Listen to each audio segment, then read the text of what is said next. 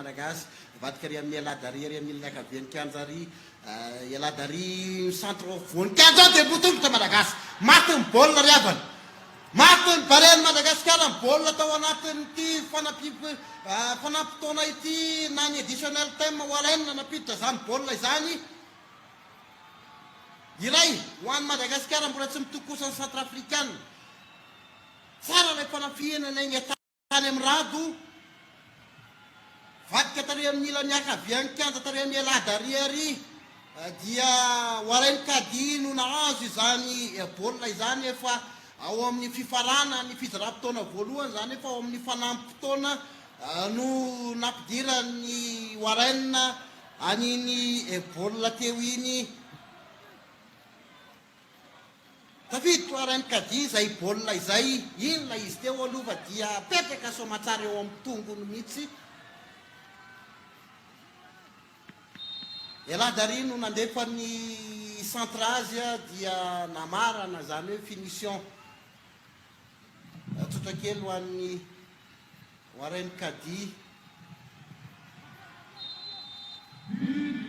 Malagasy miandry ao ravany aladary ray roa telo efatra Malagasy avokoa any aloha aladary dia manome tsara mihitsy maty ny baolina maty ny Arnaud roa no oatra fixeny aladary ary netiny tsara mihitsy ny baolina dia ny fixeny tsara mihitsy à bon temps na hoe amin'ny fotoana tsara indrindra nanomezany an'ilay baolina teo ho an'ny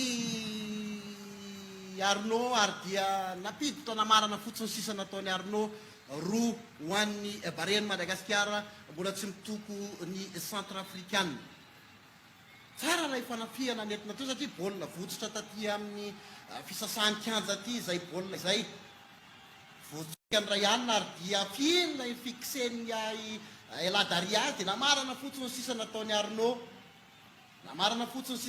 Arnaud kobana ny masina raty kobana fanoloany ray ny masina raty embena ny ahy Abimala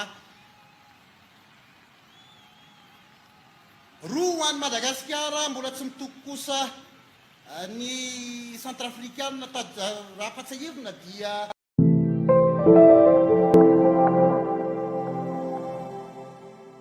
D'abord, bonjour coach, félicitations pour la victoire. Nous avons gagné, mais il semble que nous avons été ratés beaucoup d'occasions. Qu'est-ce qui aurait pu le provoquer? Ouais, déjà, c'est bien, si vous dites qu'on a raté beaucoup d'occasions, ça veut dire qu'on s'est créé beaucoup d'occasions. Ça c'est important, c'est un premier point. On a gagné 2-0, un match pas facile sur la deuxième mi-temps parce que Centrafrique nous a mis plus de pression parce qu'il voulait aussi réduire le score. En première mi-temps, on avait mis beaucoup d'intensité aussi dans notre jeu, dans la récupération du ballon, dans le jeu offensif aussi.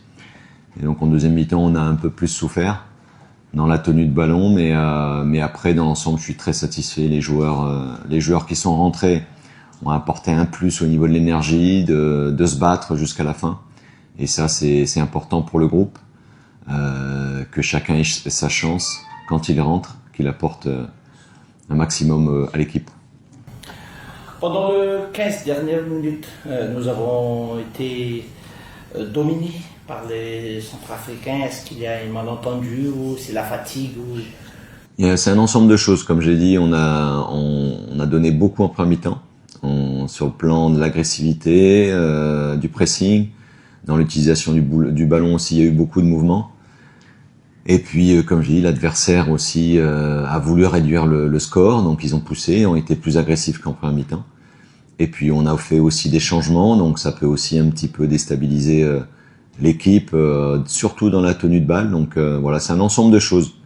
Mais on sait que on gagnera pas les matchs facilement, qu'il faudra toujours se battre jusqu'à la fin.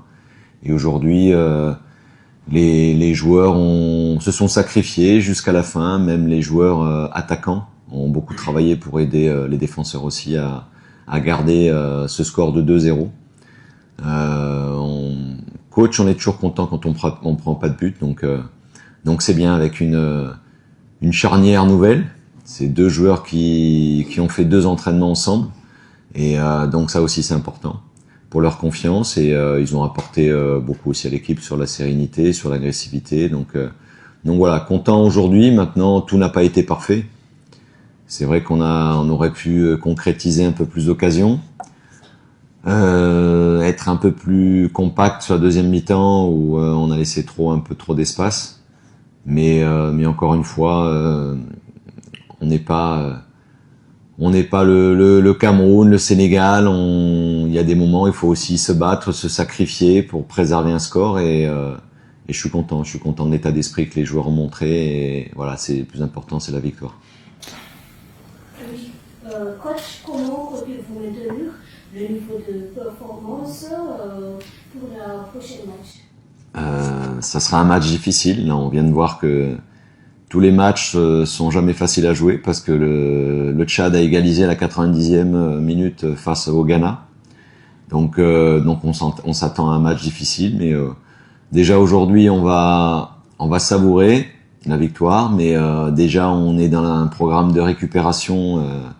Les joueurs ont commencé à le faire sur le terrain. Donc aujourd'hui, le plus important, c'est de bien récupérer physiquement pour être à 100% lundi et bien sûr essayer de gagner ce nouveau match.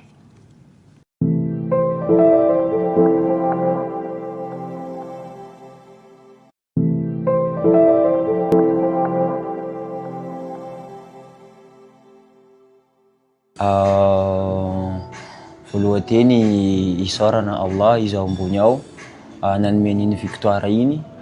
Fahitako an'le match na Barea na zareo Centrafrique samy nanao baolina, surtout zareo amin'ny deuxième mi-temps tena nanao baolina. Zay ndray premier mi-temps nanao pressing, nanao agressivité, nanisy intensité tamin'ny match de tena iny ma ny victoire. Nandresy 2-0 atsika de tena faly. Za matoky na ny vahoaka malagasy koa faly amin'iny victoire iny.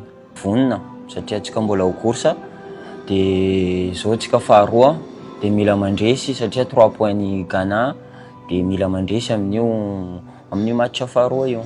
Ambiance tsy miova na misy groupe vaovao oui tsy miova foana zany ambiance satria efa zay amin'ny Barea miaraka tsara foana amin'ny entraînement, miresaka tsara, misadapte le vaovao, le taloha koa mandray tsara le vaovao foana de ambiance tsy miova mihitsy.